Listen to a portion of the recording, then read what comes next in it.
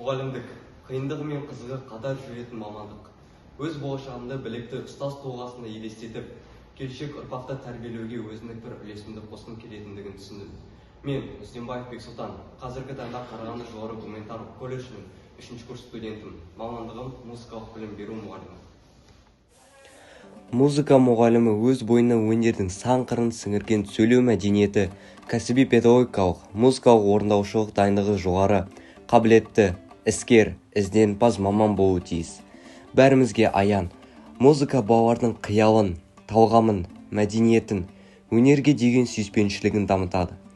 Тәрбиенің аса маңызды құралы өнер болып табылады. Қандай музыкалық шығарма болмасын, оның адам жанына ерекше әсер етіп, эстетикалық, музыкалық талғамның дамытары айдан анық.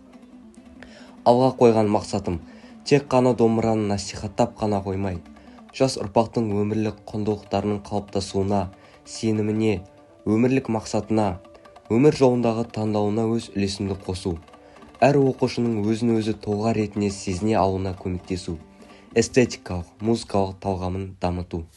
Ұлы ақын ағартушы Абай атамыз айтқандай, ақырын жүріп анық бас, еңбегің кетпес далаға, ұстаз қолын жалықпас, үйретуден балаға дегендей, болашақ шәкірттердің үлкен белестерге қол жеткізулеріне себеп болу, олардың білім нәрімен сусындату менің болашақ ұстаз ретіндегі ұстанымым.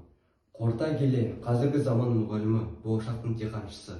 Сондықтан да болашағымыздың жарқын болуы мен таңдаған мамандықтың ұстаздардың қолында. Ендігі қорытынды сөзімді ағылшын ағартушысы Уильям Суорттың қанатты сөзімен аяқтағым келіп тұр. Жай мұғалім хабарлайды, жақсы мұғалім түсіндіреді. Керемет мұғалім көрсетеді, ұлы мұғалім шабыттандырады.